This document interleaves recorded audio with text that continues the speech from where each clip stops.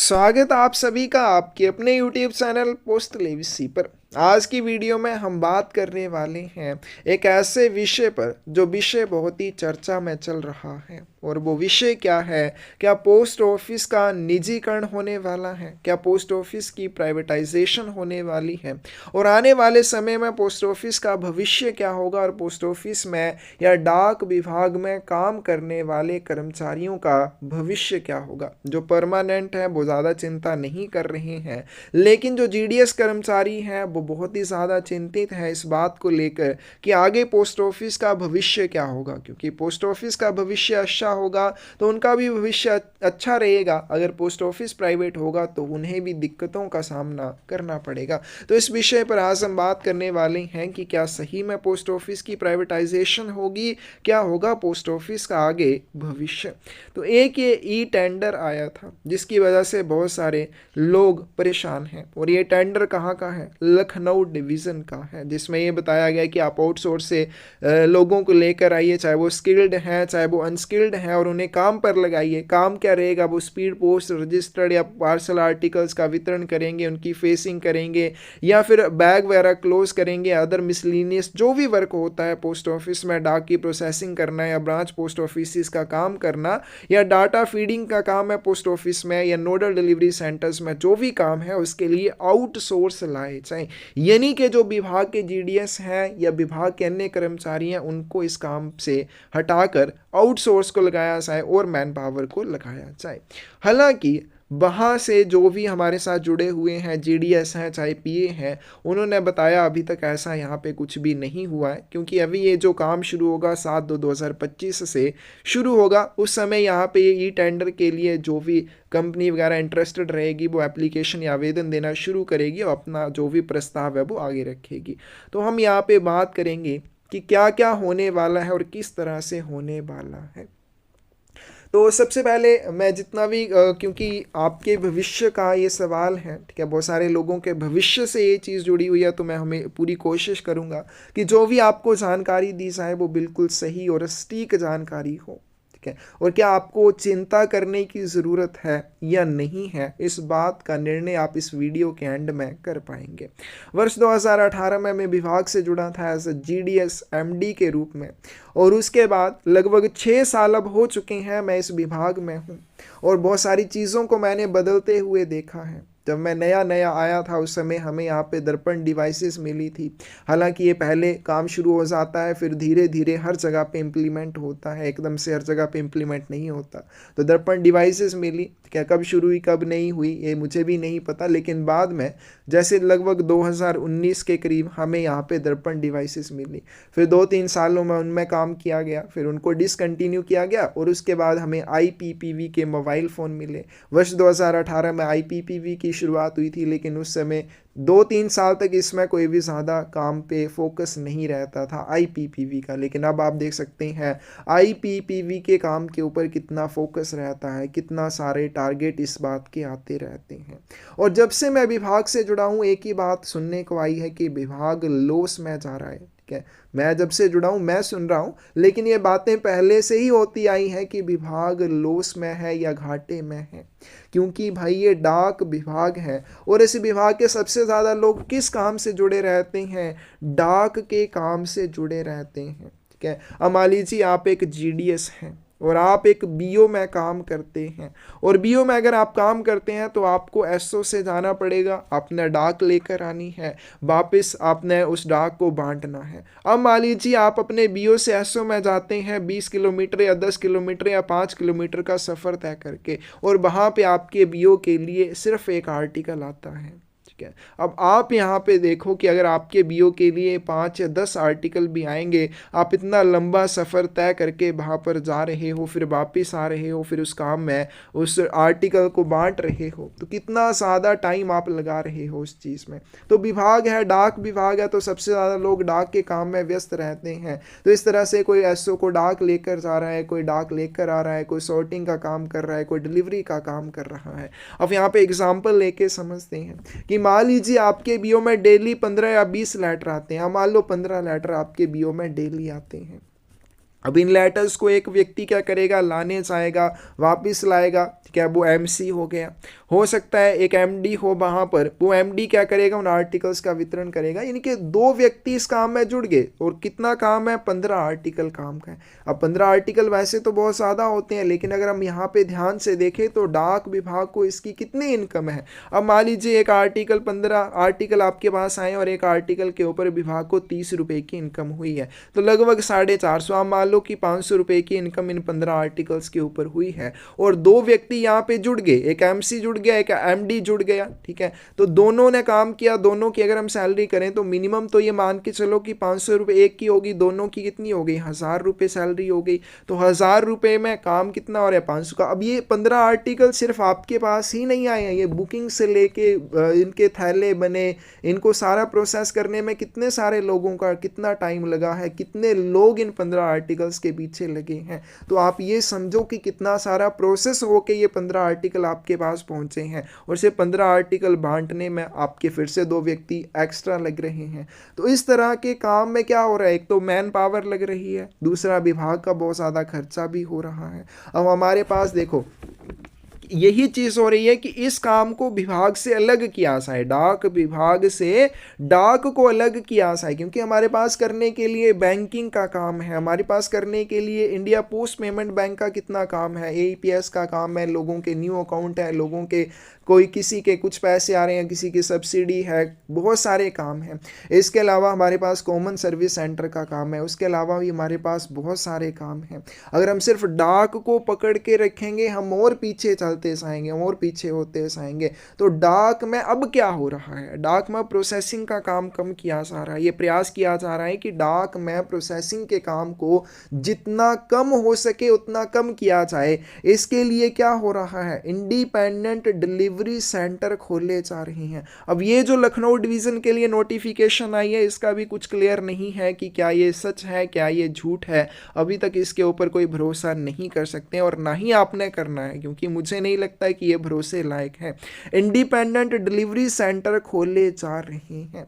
Independent delivery centre खोलने का क्या अर्थ हो जाएगा, एक इंडिपेंडेंट डिलीवरी सेंटर खुला, क्या इंडिपेंडेंट डिलीवरी सेंटर खुला और उसकी ऐसे बीट्स बना दी गई, ठीक है। उसकी मान लीजिए 10 से 20 50 जो भी बीट्स बनी वो बीट्स बना दी गई।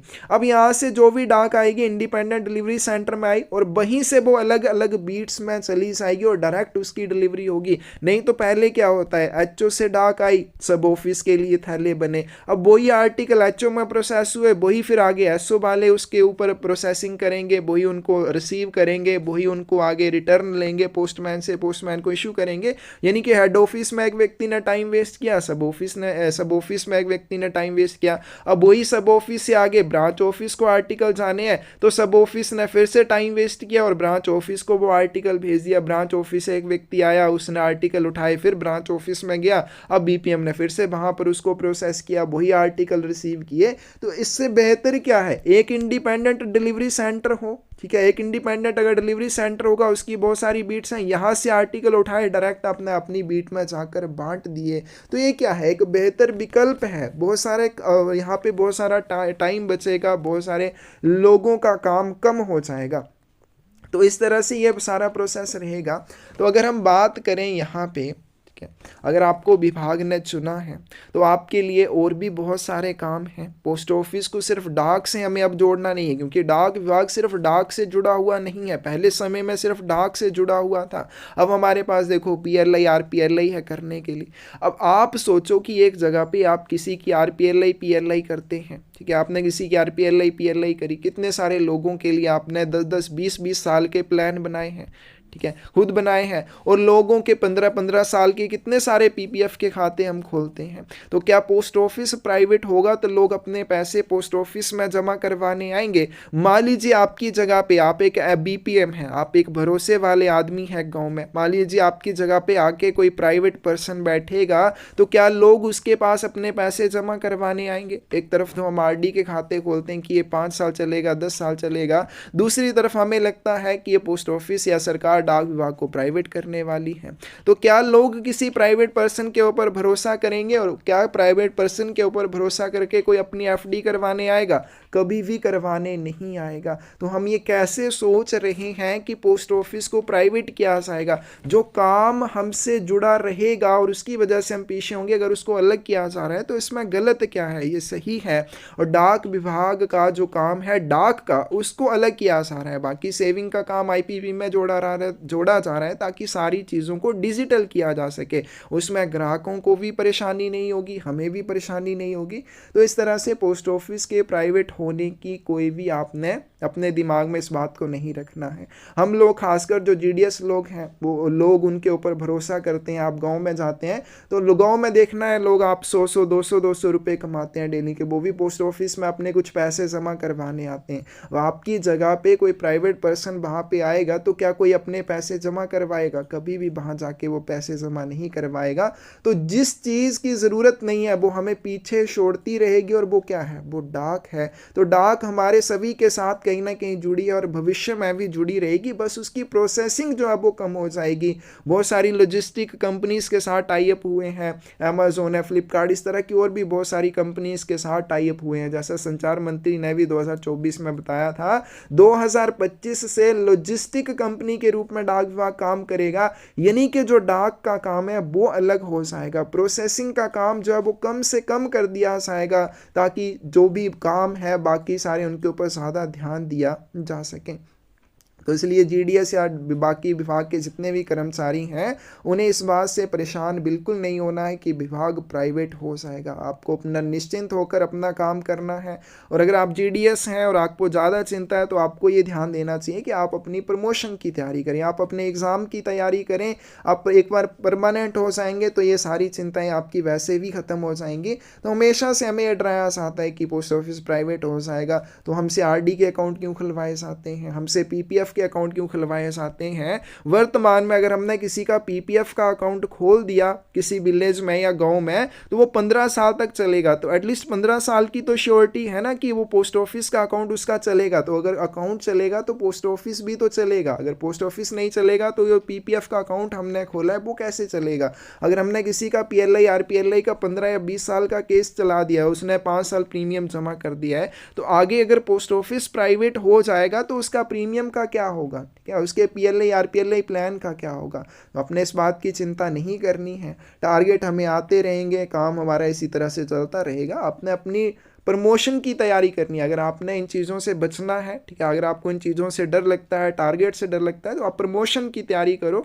वो एक बेहतर विकल्प है, ना कि इन चीज़ों के बारे में सोचने का कि पोस्ट ऑफिस आगे प्राइवेट हो जाएगा तो हम क्या करेंगे। अगर सरकार ने आपको विभाग में रखा है, आपको चुना है, आपको सैलरी देती है, तो आपके लिए और भी बहुत सारे काम सोचे गए हैं ताकि आप अपने सेविंग के काम के ऊपर फोकस करो, आईपीपीवी के काम के ऊपर फोकस करो। सिर्फ डाक को प्रोसेस करने में ज़्यादा टाइम वेस्ट ना हो, इसीलिए आपके इंडिपेंडेंट डिलीवरी सेंटर खोले जा रहे हैं। और ये जो आपके पास नोटिफिकेशन है इसकी तरफ आपने ज़्यादा ध्यान नहीं देना है, ठीक है। जहाँ पे ऑलरेडी जीडीएस बीपीएम है या जो भी है वो वैसे के वैसे ही काम करते रहेंगे। अगर ऐसी बात है तो इतनी सारी जीडीएस की वैकेंसीज आ रही हैं। देखिए आप 30 40 हज़ार वैकेंसीज आती हैं, हर साल आती हैं, अभी कुछ समय पहले भी आई हैं, तो उनको नहीं रखा जाना था। अगर ऐसी बात होती, किसी को ऐसे ही टेंडर दिए जाने होते तो उनको टेंडर दिए जाते, ना कि इतने सारे जीडीएस रखे जाते।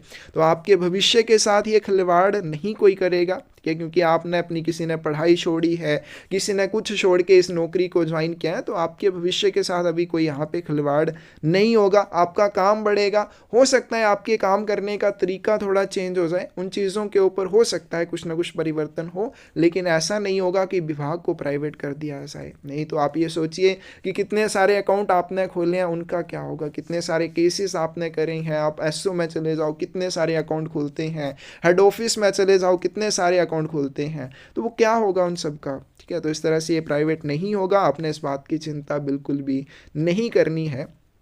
तो आई होप आपको ये चीज़ समझ आई होगी कि डाक का काम जो है उसको क्यों अलग किया जा रहा है। आईपीपीबी का जो काम है उसी में सारी चीज़ों को इसलिए ऐड किया जा रहा है ताकि सारी चीज़ें डिजिटल हो सकें। ठीक है, अगर डिजिटल होंगी चीज़ें तो फ्रॉड के केसेस कम होंगे। उन चीज़ों से बचने के लिए देखिए इम्प्लीमेंटेशन होती रहेगी, कुछ ना कुछ चीज़ें चेंज होती रहेंगी, अपग्रेड होती रहेंगी। वो तो हमारे विभाग का एक हिस्सा है, हर विभाग का वो हिस्सा होता है, उससे हमें नहीं डरना है। हमें बस अपना काम करना है और सही से काम करना है और मेहनत से काम करना है, और यही एक सफिशेंट चीज़ है जो हमें करते रहना है।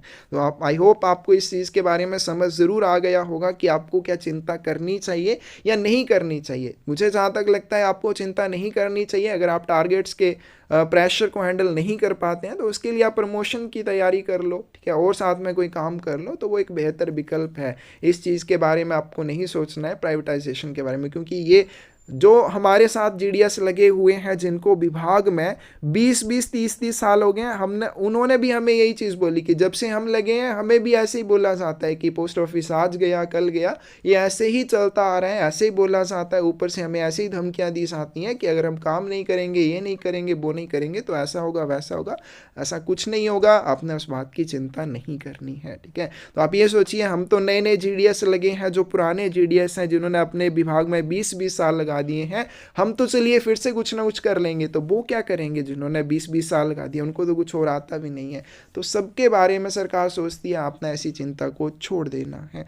और अगर आपने प्रमोशन की तैयारी करनी है, ठीक है, अभी क्योंकि एग्ज़ाम कैलेंडर भी आ चुके हैं, अगर आपकी प्रमोशन नहीं होनी होती तो एग्ज़ाम कैलेंडर भी नहीं आते, तो आपकी प्रमोशन का ये मौका है। और एग्ज़ाम कैलेंडर आ चुके हैं, एग्ज़ाम्स होंगे, बहुत सारे एमटीएस बनेंगे, पीए बनेंगे, पोस्टमैन बनेंगे। तो अगर ऐसी बात होती, प्राइवेटाइजेशन वाली बात होती या इस तरह के टेंडर वाली बात होती, तो इस तरह से आपके प्रमोशन कैलेंडर नहीं आते, जीडीएस की नई भर्तियां नहीं आती। तो प्रमोशन कैलेंडर भी आ चुका है, आप अपनी तैयारी शुरू कर दो और विभाग में परमानेंट हो जाओ। ठीक है, जीडीएस से निकल के परमानेंट हो जाओ। टारगेट्स का थोड़ा प्रेशर कम होगा, काम का प्रेशर थोड़ा जरूर बढ़ेगा, लेकिन आप सेफ जगह पे चले जाओगे। तो अगर आपने हमारे साथ जुड़ना है, क्लासेस वगैरह में जुड़ना है या बुक्स वगैरह आपको चाहिए, तो आप हमें 8627096166 के ऊपर मैसेज कर सकते हैं और निश्चिंत होकर आप विभाग में काम करें। ऐसा कुछ भी नहीं होगा जो आपके भविष्य से खिलवाड़ करेगा। ठीक है, तो आपको ज़रूर ये चीज़ें समझ आई होंगी।